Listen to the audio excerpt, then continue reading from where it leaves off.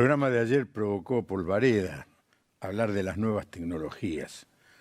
Un jurásico como yo, que voy a cumplir en septiembre 77 años. Pero no renuncio a aprender, no renuncio a aprender. Todos ahora tenemos casi pegado en la mano el celular y tenemos que aprender a contestarlo, a llamar. Me piden que haga videos. Bueno, antes de dar mis hurras creo que voy a aprender. Hoy el programa es totalmente diferente. Voy a charlar con un amigo, el pastor Leandro Cornú, de la Iglesia del Salvador, de la localidad de Morón, que viene, ya ha venido varias veces, viene a charlar con nosotros, así de igual a igual, de pastor a pastor. ¿Qué pasa? ¿Qué está pasando con la membresía post-pandemia? Entre otras cosas, ¿eh? Arranco con eso. ¿Cómo estás, Leandro? ¿Qué tal, Juan Pablo? Qué lindo poder volver y estar. Y también te siento como un amigo y es lindo sentarme acá y conversar. Y bueno, tratar de... Contame un poco de tu familia, nunca te pregunté. Bueno, estoy casado con Liliana. Este año cumplimos 30 años de casado. No digas 30 como si fuera mucho. Yo siento como un logro. Yo tengo 53. 53 tengo yo, cumplí el otro día de vida. Naciste cuando yo me casé. Sí, mirá. ¿Cómo te casaste? En el 70, en febrero. Mirá, yo nací en abril del 70. Mirá. Y tengo dos hijos, Jerónimo de 21, que cumple 22, y Paulina de 20. Ajá. Y que están los dos dedicados a la tecnología, ahora que decías. Mirá. Así que también, bueno, yo también tratando de aprender un poco, no lo que ellos ya trabajan de esas cosas. Ah, trabajan. Estudian y trabajan esas cosas. Sí, sí. El diseño, y también mi hijo está en una empresa tecnológica y están bien metidos en todo eso. Uno tratando de por lo menos subirse al tren un poquito, ¿no? Claro, claro. ¿Qué pensás de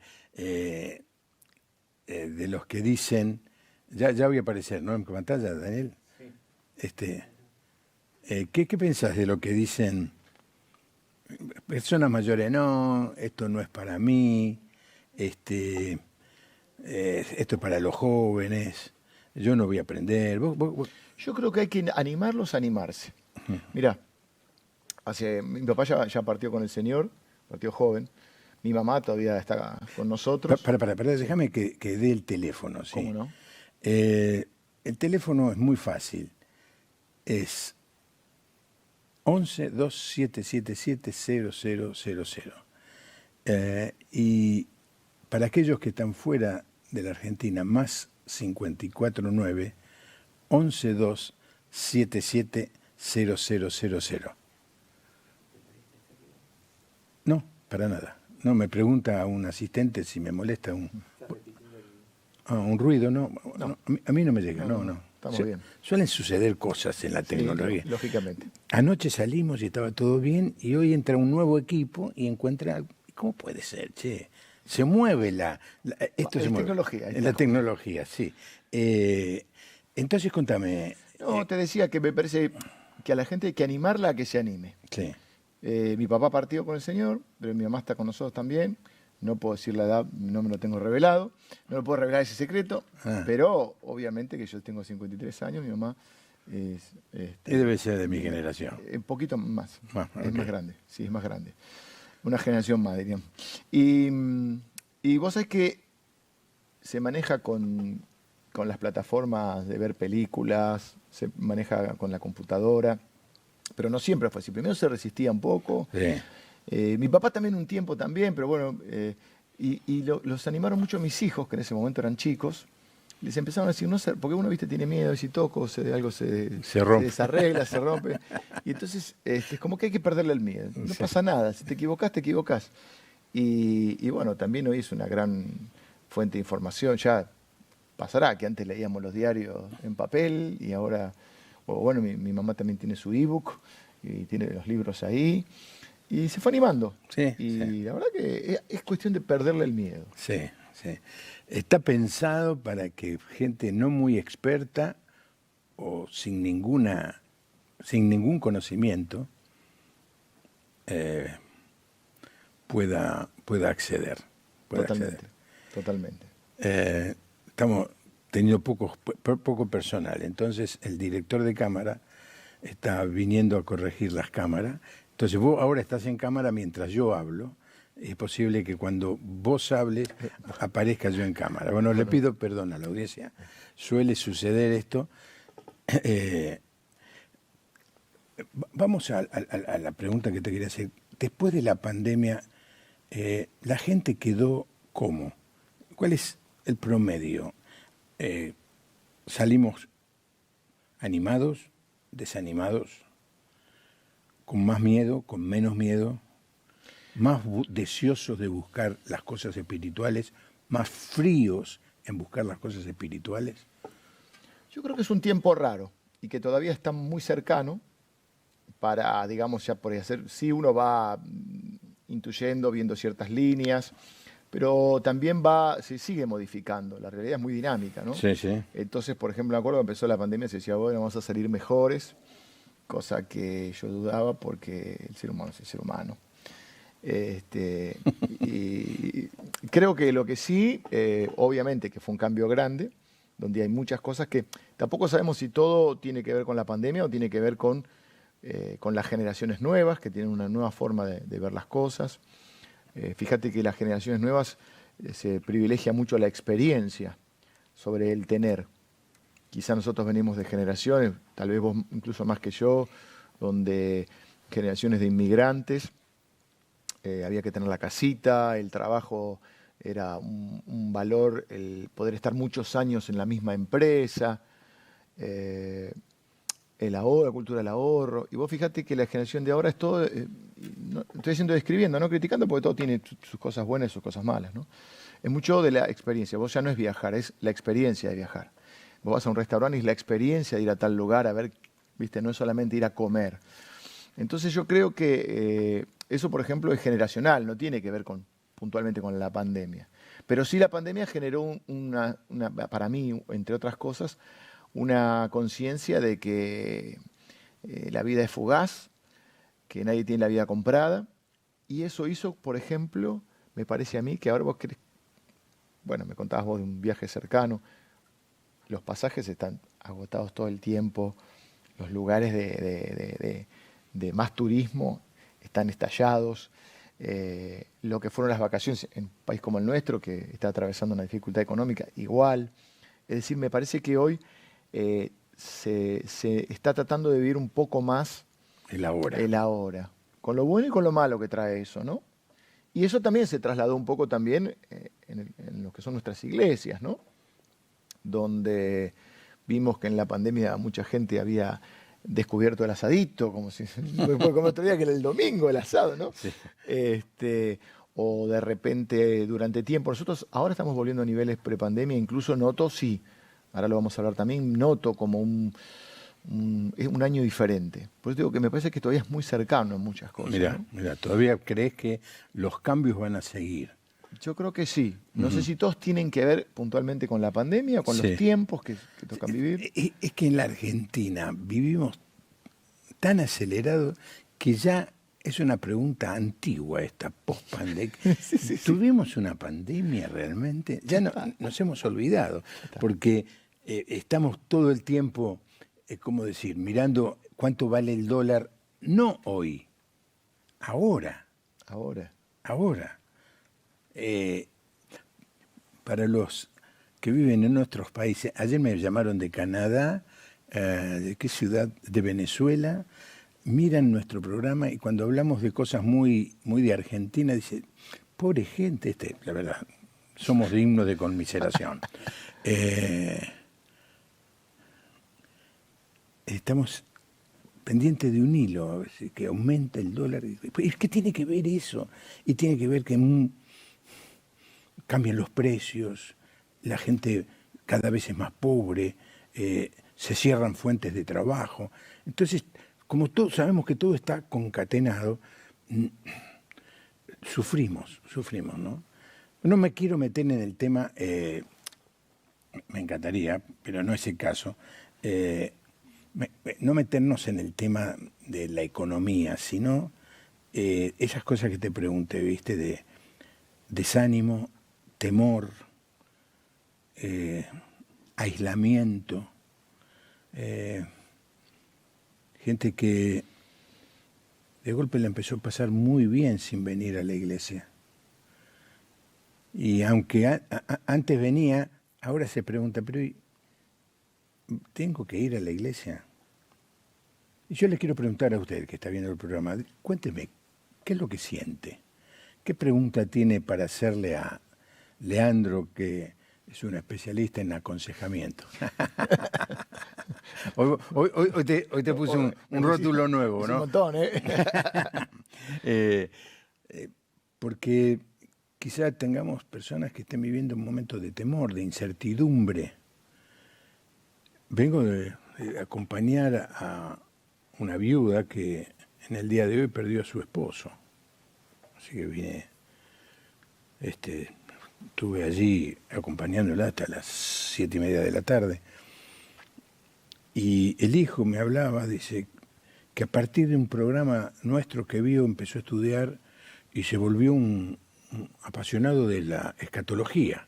Me empezó a citar textos y lo de ¿cómo es? El Éufrates, que está agotado, y 4 ángeles. Me desbordaba, ¿viste? Estábamos en el velatorio. Y hay mucha sensación de que esto es el tiempo final. Yo sé que hay muchas preguntas. Ya que lo tengo a Leandro, vamos a abrirnos a recibir preguntas. Y le voy a decir un secreto. Si no la sabemos, le decimos. Esta no la sé. Esta no la sé. En la escuela secundaria te habrá pasado alguna vez, ¿no? Sí, siempre era. Yo estudié, pero no me acuerdo. Bueno, yo decía lo mismo, pero después fui profesor, ¿viste? No, te cuento una anécdota. Yo cuando me decían eso, no estudié nada.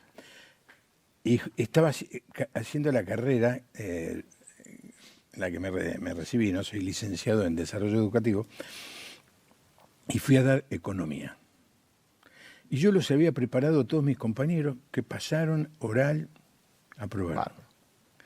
Paso yo, me pregunta, y se me borró todo. Y yo ahí me reía para mí mismo, me está pasando a mí lo mismo que no le creí a los alumnos, porque en esa época todavía era profesor. Y ahí fui un poco más misericordioso después en diciembre y en marzo. Cariños para el pastor Leandro Cornú, muchos ánimos y siempre sigan adelante, los sintonizamos escuchándoles desde los grandes campos de Chaychayén en Chile. Mira que hermanos chilenos. Estamos siempre con ustedes. Muchas gracias. No nos dice el nombre de la persona, pero te conocen ahí en Chaychayén.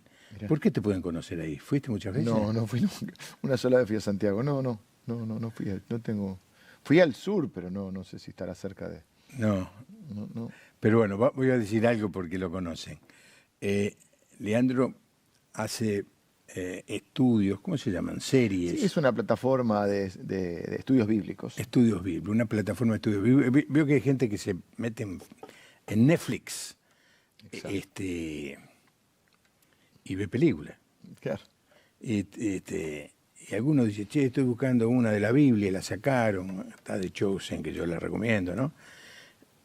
Pero hay como una plataforma tipo Netflix de estudios bíblicos, ¿es así? Sí, estoy asesorando en una plataforma muy interesante. Estados Unidos tiene más de 5 millones de usuarios, que son más cortos que lo que podría ser un capítulo de Netflix, porque generalmente son de 10 minutos. Y hay estudios bíblicos orientados hacia diferentes intereses, ¿no? Jóvenes, adultos, matrimonios, estudios bíblicos, libros enteros de la Biblia o series sobre algún tema en particular, de liderazgo, de diferentes temas de vida cristiana. Y la verdad que es una herramienta linda para las iglesias. Uh-huh. No es algo que se suscriban las personas individualmente, uh-huh, sino que es un servicio que se brinda a la iglesia y la iglesia lo brinda a su gente, ¿no? Sí. Pongamos la página para que la audiencia... claro, pero podemos poner bien grande el nombre, ¿no? Right Now Media. Ahí está. Está bien escrito, ¿no? Sí, sí. Right Now. Quiere decir... ¿Qué quiere decir eso? Quiere decir ahora. Right now. Justo eso, ahora. ¿Cuándo tengo que ir a tu casa? Right now. Ahora tenés que venir. Bueno, pero está pensado para las iglesias. Así que yo le digo a los pastores, que independientemente del nombre ese gringo, porque es toda una plataforma americana, lo explore, mire. Ningún miembro de la iglesia puede entrar si usted no lo permite. Eso es muy bueno, es una cosa... A mí me gustó mucho cuando Marco Buselli nos lo presentó, porque nos trae tranquilidad, ¿viste? Que la gente no está mirando cualquier cosa. Y hay muchos estudios en español. Por ejemplo, vos hiciste... Yo ya hice 3 series. 3 series. Sí. Chris Shaw hizo una serie de discípulo de creyente a discípulo. Una serie sobre discipulado. Sí, y hay muchos otros pastores que han hecho, ¿no? Carlos Mraida, sí. Sebastián Ojeda, Samuel Pagán, ahora Samuel Pérez Milios. Mirá, Samuel Pérez Milio. Ya va a grabar otra. ¿Quién lo ha visto? ¿Quién lo ve? Bendiciones, pastores. Soy Mariela de Villa Rodríguez, Uruguay. La tecnología nos acercó a unirnos los hermanos a las reuniones por Zoom en la pandemia. Tengo la Biblia descargada en el celular. Sí. Muchas gracias por sus programas y bendiciones. Bueno, tengo que decirle a la audiencia algo que espero que no se escuche mucho. Cuando iba al funeral, iba con mi celular escuchando la asamblea anual de la Sociedad Bíblica.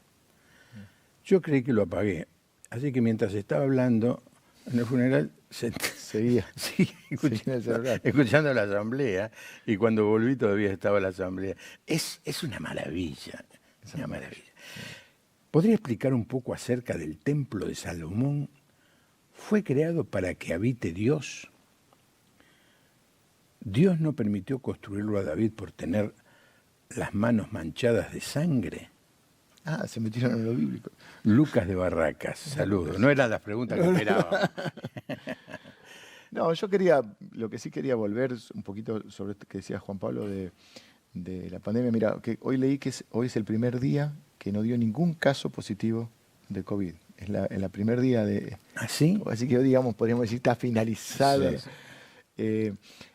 Pero sí es cierto que sea una pandemia, sea la economía, porque no se puede quedar afuera, hay un montón de circunstancias en la vida que nos producen incertidumbre.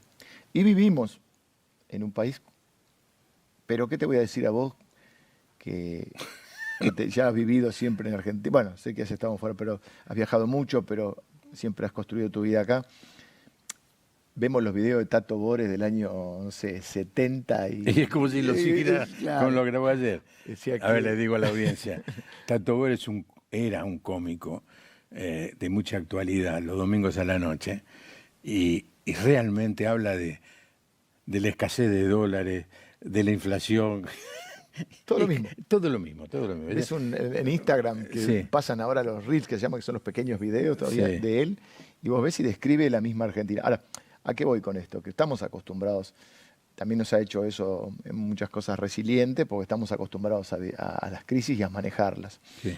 Pero sí es cierto que lo que hay ahora, que quizá no había tanto antes, me parece que en esto que decimos, las redes, la tecnología, es una herramienta como el dinero, ni buena ni mala. Lo puede usar para bien, para mal. Yo digo que el dinero es una gran herramienta, un muy mal Dios. Uh-huh. Jesús dijo que competía con nuestro amor a Dios, el amor al dinero. Entonces, si vos lo usás como herramienta, puede usar para bien o para mal. Ahora, si es tu Dios, es un muy mal Dios. La tecnología pasa lo mismo. Lo que creo que pasa ahora es que hay tanta información que quizá antes no se tenía. Sí. Entonces eso puede en un momento abrumarte, ¿no? Pensar que generarte más incertidumbre, el exceso de información, a veces de tanta cúmulo de información, y tampoco hoy tenemos la certeza, todo depende de qué medio te lo dice y qué tendencia tiene, y entonces entramos en una que, sin negar la realidad, yo creo que lo que nosotros tenemos que tener claro es que nuestra vida a veces no es decir cosas nuevas, es recordar lo que ya sabemos. Uh-huh. Nosotros podemos ser cristianos, pero a veces en nuestra forma de pensar podemos vivir como ateos. Uh-huh. Y cuando uno desconfía de Dios, cuando uno vive con temor, en el fondo está viviendo igual que un ateo. No lo digo para generar culpa, sino para decir, vivamos como cristianos. Nuestro destino, nuestra vida no está en manos de la economía, no depende del COVID, de la economía, de un gobierno. Depende del Señor. Y el Señor cuida de sus hijos. Y en eso tenemos que estar parados en estos tiempos de tanta dificultad y tantas cosas. ¿Y del Templo de Salomón? Del Templo de Salomón. A ver, le voy a recomendar a quien me escribió esto, Lucas. Yo tengo un sermón que se titula así, búsquenlo en la página de la iglesia.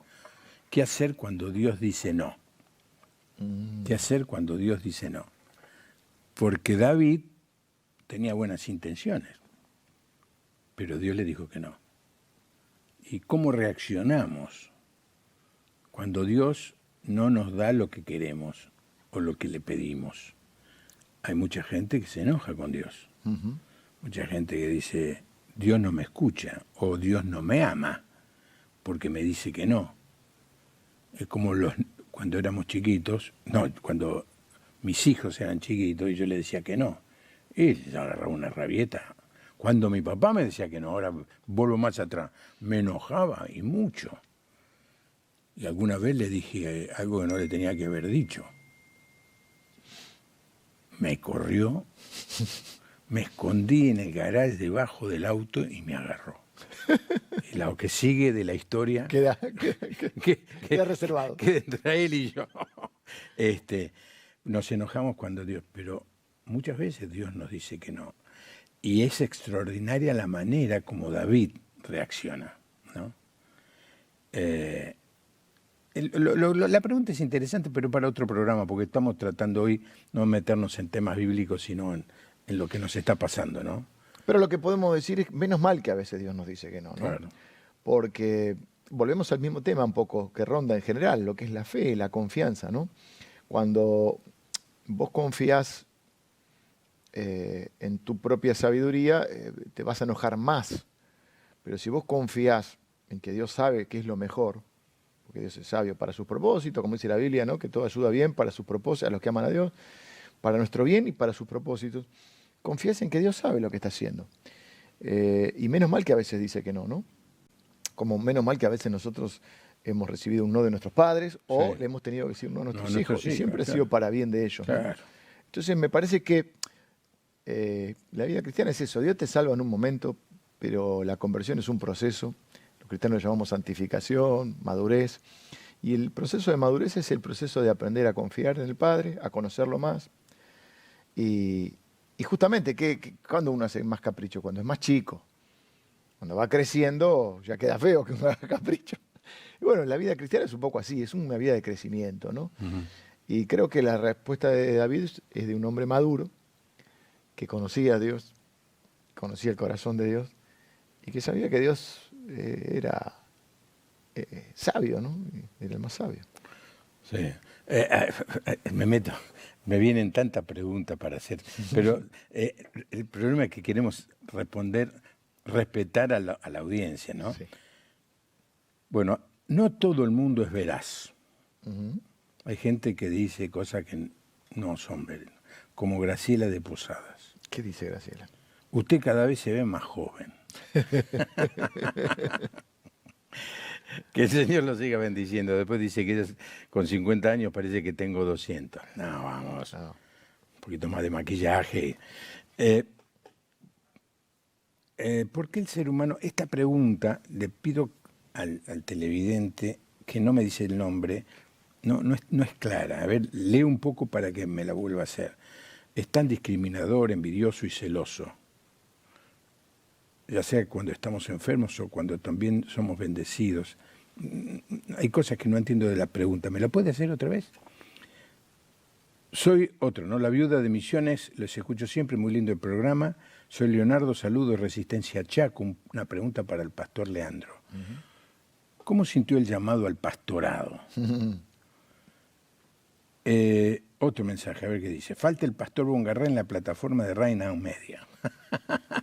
Ya estamos haciendo planes. Ya están haciendo planes.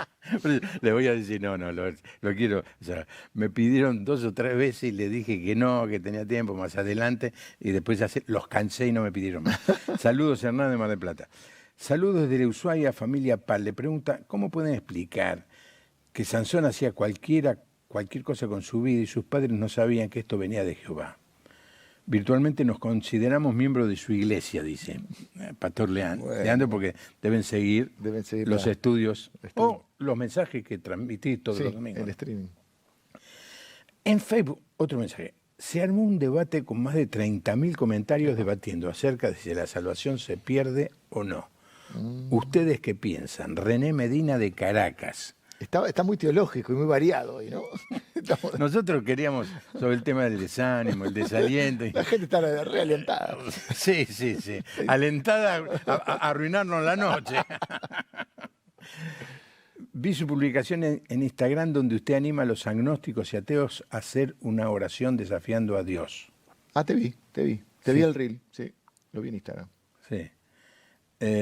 Ayer pude animar a una paciente con cáncer que no creía en Dios y a poder desafiarlo y hacer esa oración. Silvina Martínez. Esto es fantástico. Fantástico. Gracias por sus palabras y mensajes de inspiración. Qué cosa, chico. Qué alegría me produce que una cosa que uno haya podido decir le pueda servir a otro, ¿no? Y la cantidad de gente que lo ve, por eso digo, es una herramienta bien usada, es una gran herramienta la tecnología. Sí, tremendo. Sí. Bueno, en la pandemia, mirá lo que hubiera sido. Sí, gracias. Le quiero contestar a René Medina de Caracas, Venezuela. Como el tema si la salvación se pierde o no, es un tema que traería una división. Yo este tipo de preguntas no contesto. Yo el consejo que le doy a René Medina de Caracas, anda al pastor de tu iglesia y preguntarle qué es lo que creen en tu iglesia, ¿no? Por supuesto que yo tengo una posición. Voy a decir una palabra que algunos pueden entender. Yo soy calvinista. ¿Está bien? O sea que ya marco por qué lado voy. Pero respeto a los que piensen de otra manera, ¿eh? Y entonces, como hay iglesias que creen una cosa, iglesias que creen otra, Leandro, no nos vamos a meter en esto, ¿no? Lo mismo pasa cuando me preguntan sobre el divorcio.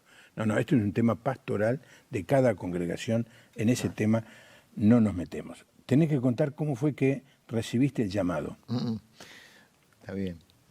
Bueno, parte de esto que te decía, ¿no?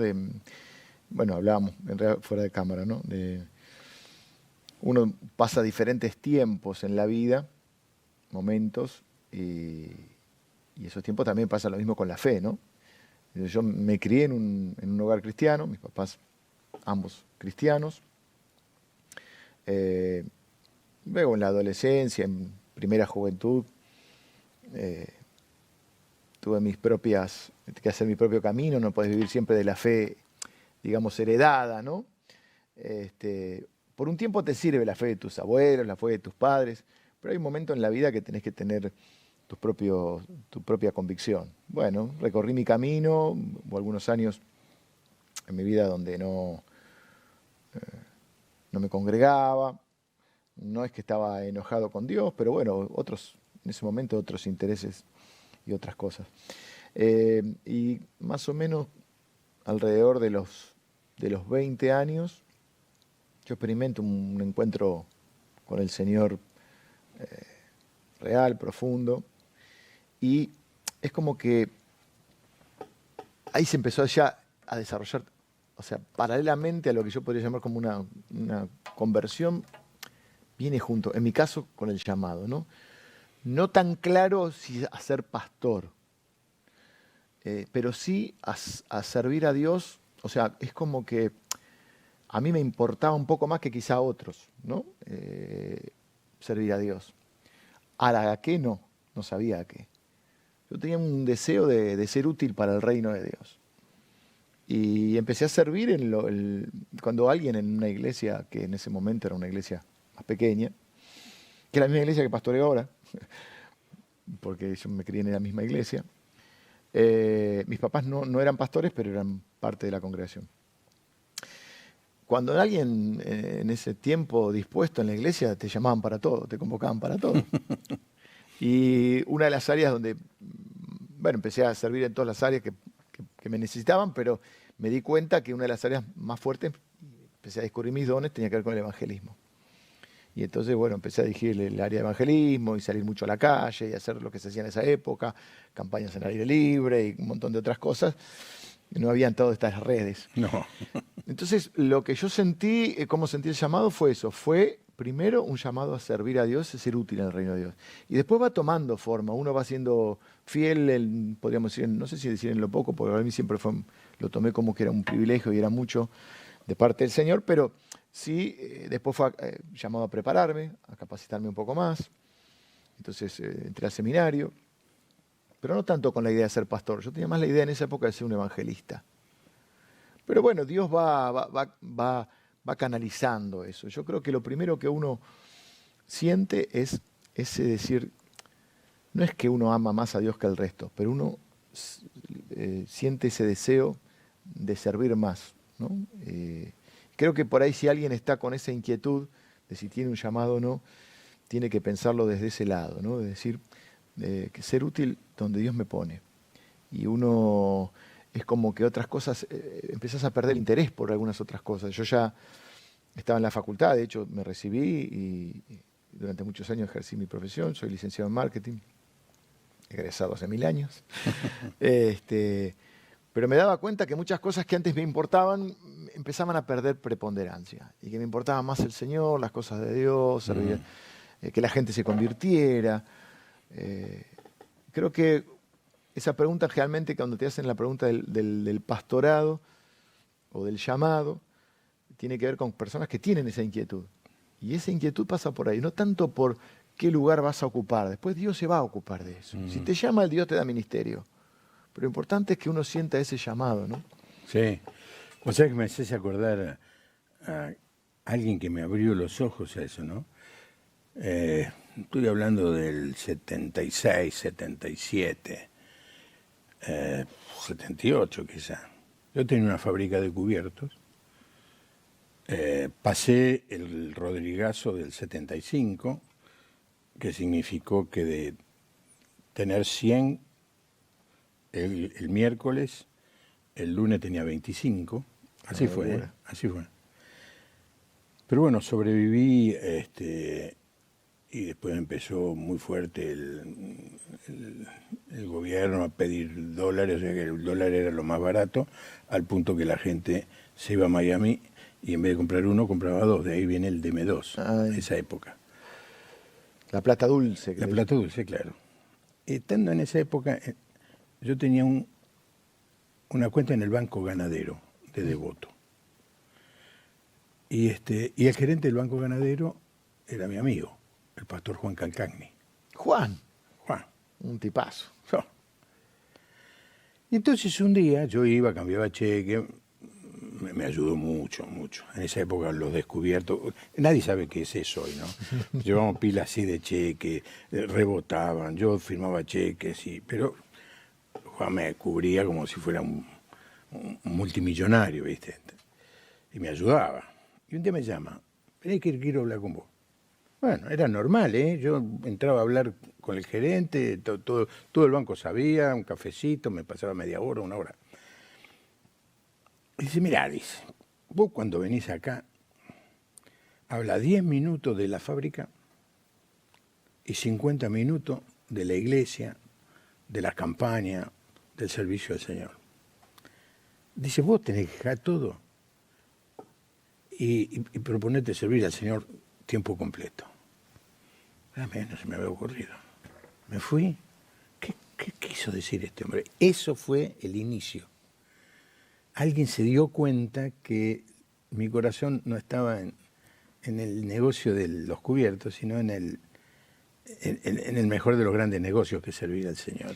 Estás diciendo algo muy importante, Juan Pablo, porque una de las cosas de este don, como cualquier don, es que el resto del cuerpo de Cristo, la iglesia lo reconoce, el don. Sí. A mí me pasó algo muy similar. Primero que contarte que Juan Calcagni predicó en mi ordenación.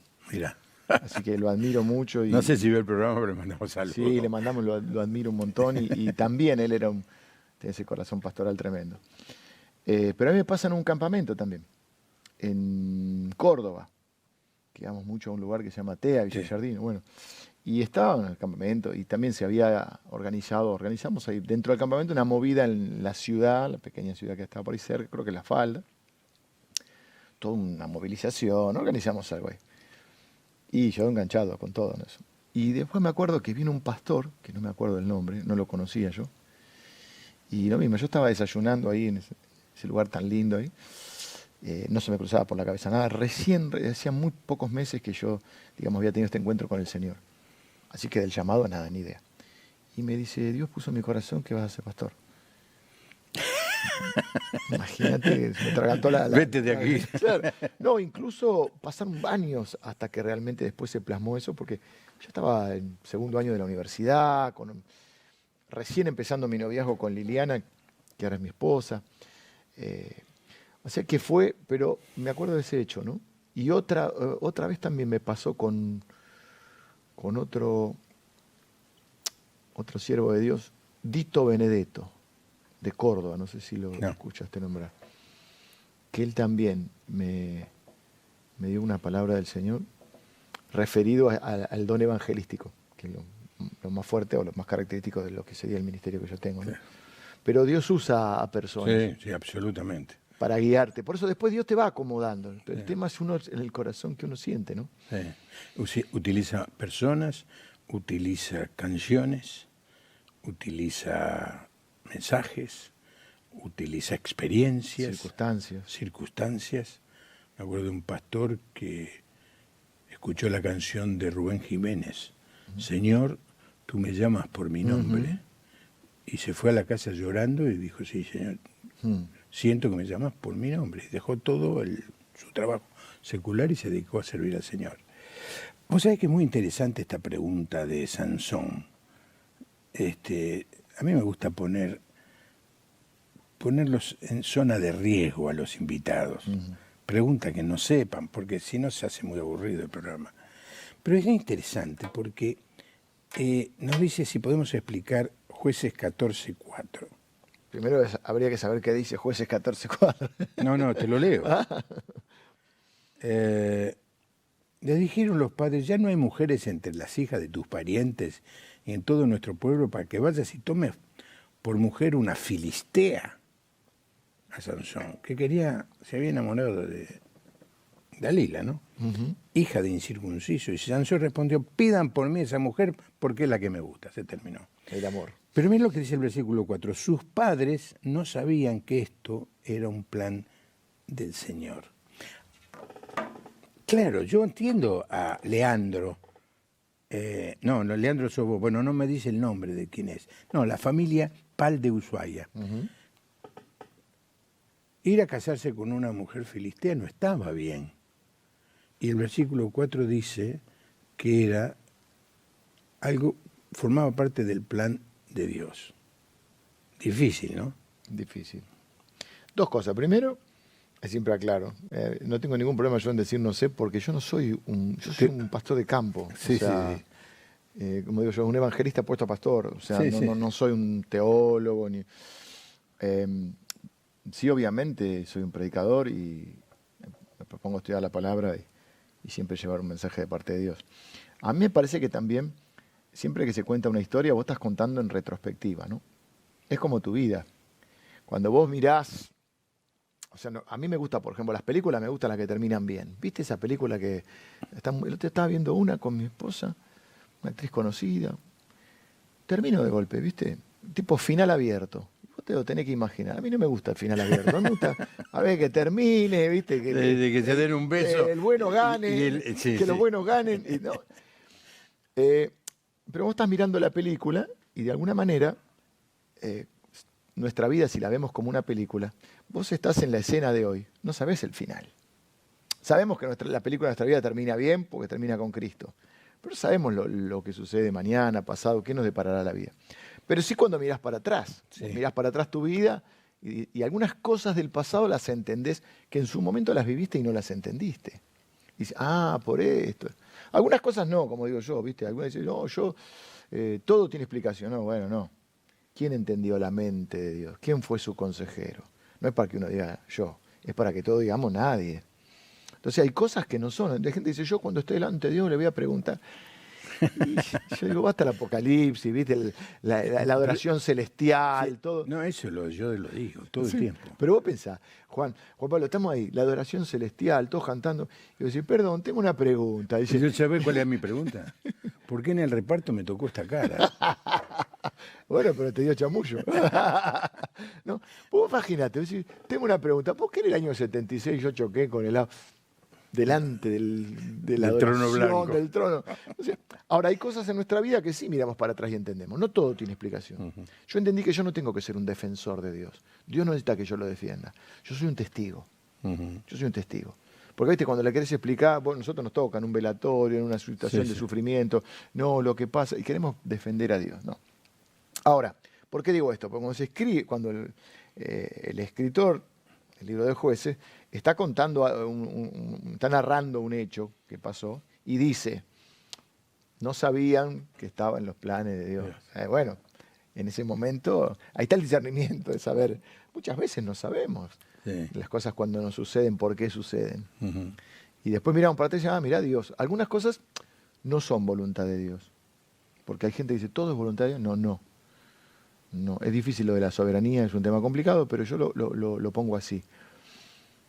Si no, Dios no nos recriminaría el pecado. O sea que no todo lo que sucede es voluntad de Dios. Pero sí es cierto que en última instancia, la soberanía significa que Dios lo permite. Porque si Dios no permite, no sucede. Y después, lo que sí nos dice la Biblia es que Él usa todo para nuestro bien y sus propósitos. Así que quizás pueda ser una expresión también de que Dios iba a usar eso dentro de sus planes, ¿no? Sí. Pedro Blandino dice, muchos adultos mayores dejaron de ir por salud y otros porque eran cizaña, no eran cristianos. Bueno, es una afirmación fuerte. Soy Carlos de Tucumán. La palabra dice, nueva criatura, somos, las cosas viejas pasaron, todas son hechas nuevas, pero en la iglesia no se ve ese cambio en personas que durante años siguen igual. Bueno, ahí lo que hablábamos recién, Juan Pablo, de que todos estamos en proceso, todos somos una obra en construcción, ¿no? La Biblia dice que confiamos en que Él es fiel y la buena obra que empezó en nuestra vida, Él la va a completar. Y dice, hasta que todos lleguemos a la medida de la estatura del plenitud de Cristo. Estamos en proceso. Y es cierto que hay gente que tiene un crecimiento más lento que otros, y es cierto también que hay gente que no nació de nuevo, ¿no? Yo tengo un mensaje ya cuando los cristianos o cuando la iglesia nos decepciona, ¿no? Y hay gente que nos decepciona. A veces también yo me puedo decepcionar a mí mismo y defraudar a otros. ¿Qué pasa cuando alguien nos defrauda? No te tiene que hacer mal en la fe. ¿Cómo se llama el hermano? Carlos de Tucumán. Carlos, no te tiene que hacer mal en la fe. Vos tenés que pensar, Carlos, que tus ojos tienen que estar puestos en el Señor. Por supuesto que hay gente que nos inspira y que aquellos que ocupamos ciertos lugares de liderazgo se espera de nosotros. Coherencia. Sí. Pero aún así, si vos, no Carlos, pero gente que dice, yo no voy a la iglesia o no creo en Dios porque me falló el pastor o porque me falló el cura o porque me falló el hermano tal. No, ¿de quién pusiste tu fe? Nuestra fe está puesta en Cristo. La gente nos defrauda, nosotros también fallamos. Entonces, hay que separar eso. Hay personas que tienen un crecimiento más lento. Aún los cristianos maduros, o sea, hay cristianos inmaduros. Aún los cristianos maduros fallamos. Y hay otras personas que están en la iglesia, pero no han nacido de nuevo también. O sea que hay diferentes razones por las cuales las personas fallamos y no se ve eso que él dice. Pero deben ser objeto de nuestra oración, Señor. Yo veo a un creyente débil en la fe o flaqueando en su conducta, tengo que orar por él, no juzgarlo. Nosotros no estamos para juzgar. Desde La Plata nos saludan. ¿Cuáles son las características más importantes que debe tener una iglesia post-pandemia? Ok, es una linda pregunta esa. Es una buena pregunta. Buenas noches.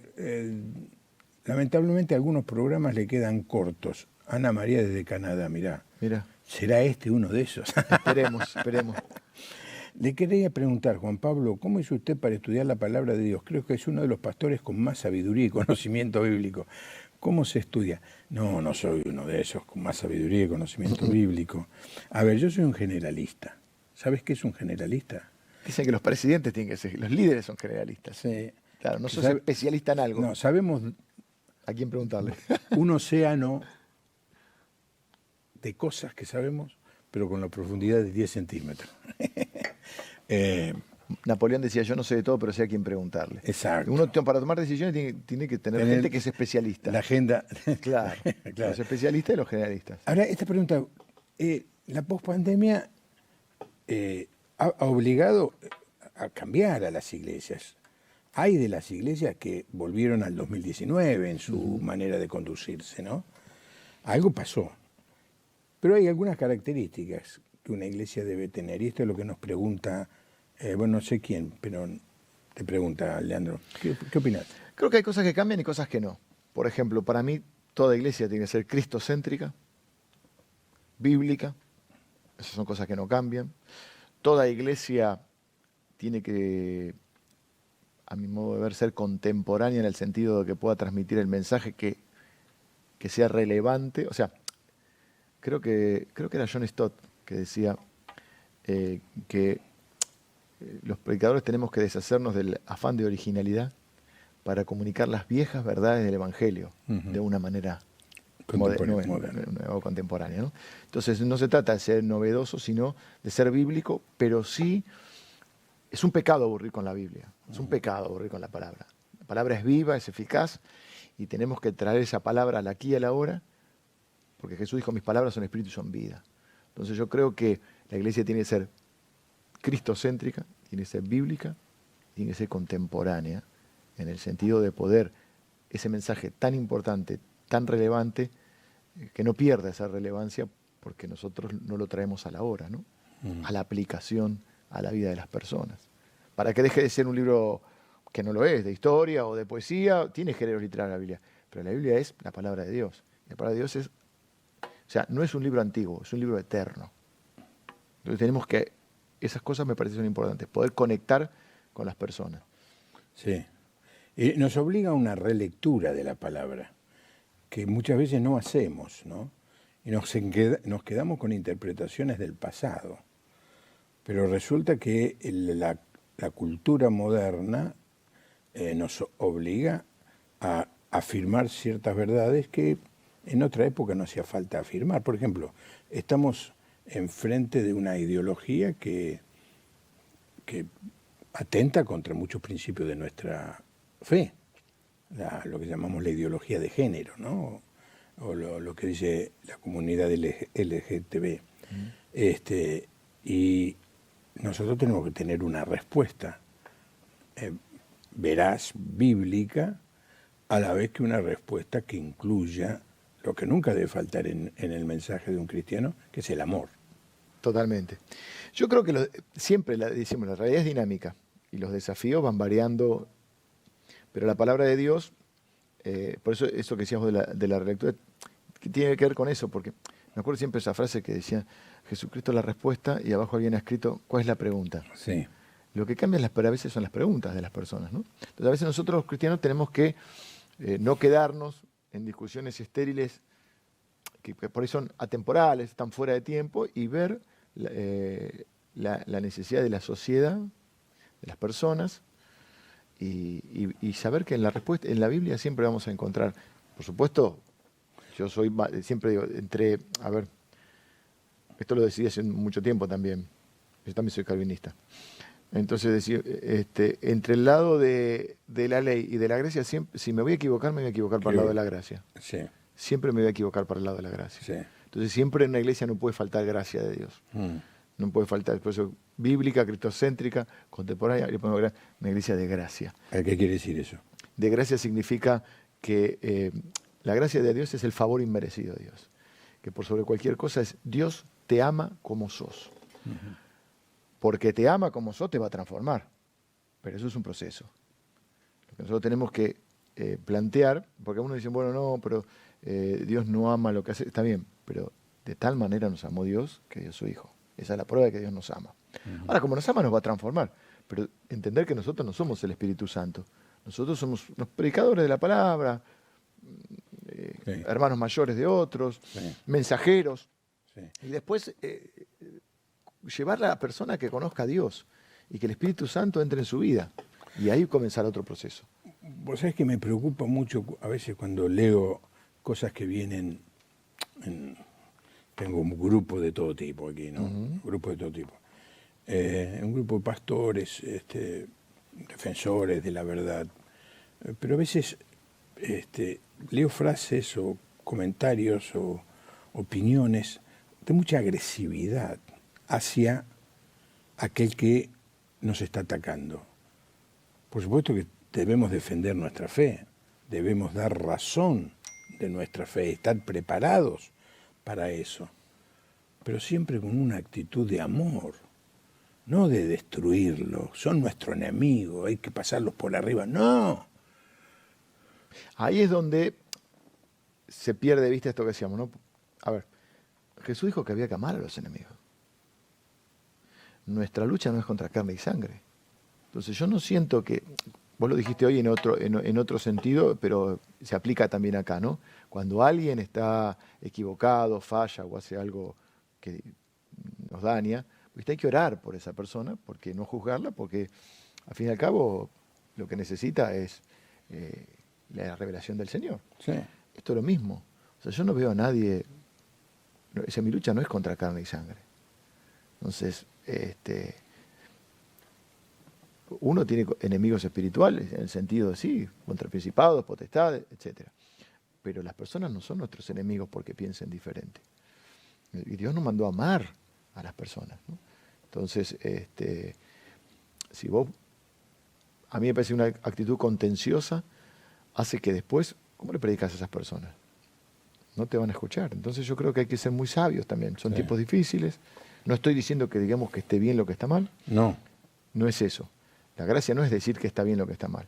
Es que decir, yo puedo no compartir tu forma de vida. Pero eso no significa que no te ame y que Dios no te ame. Sí.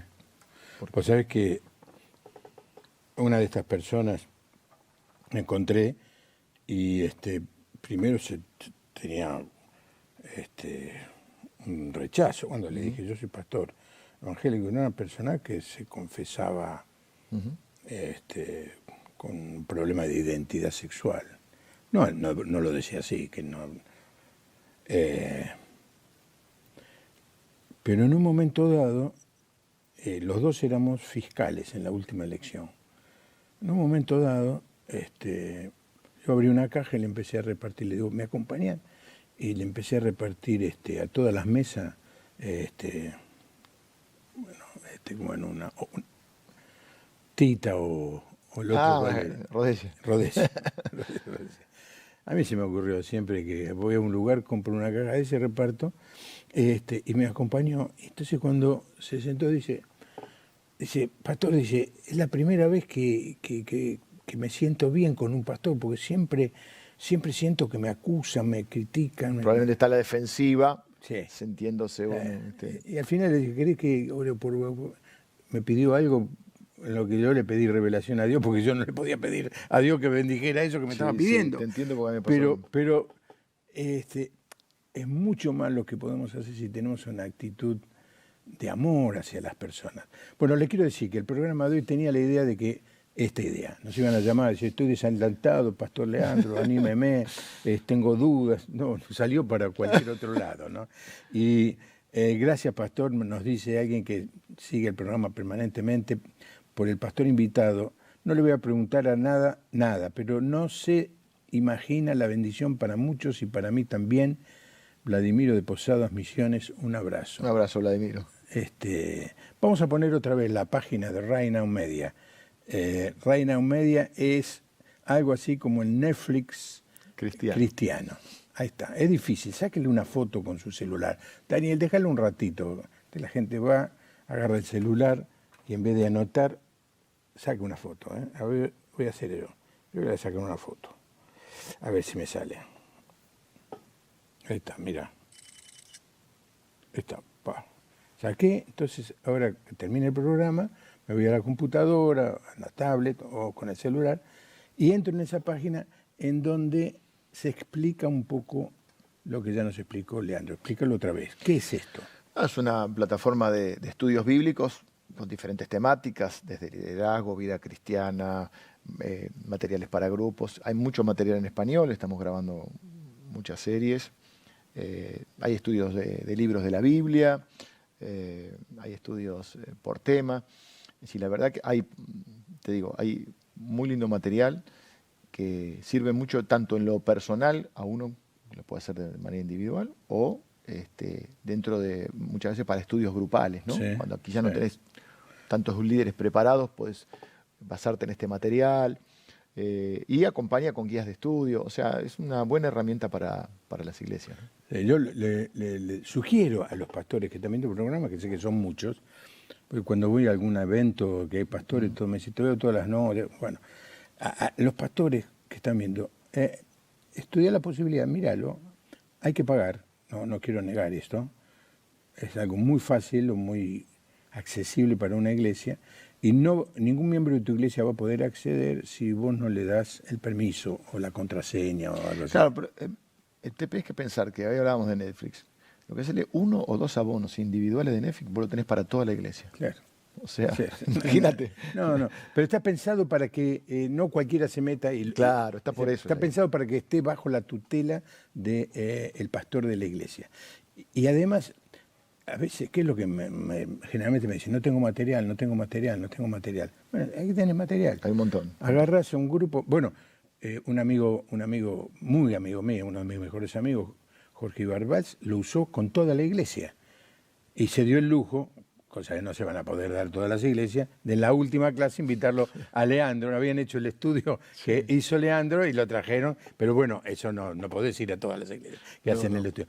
Pero es una herramienta tremenda. Gracias, Leandro, por venir. No, gracias por invitarme, siempre lindo charlar, se nos fue la hora charlando, pero pensábamos que iba a ir para un lado. Sí, como dice esta señora de Canadá, dice que queda corto.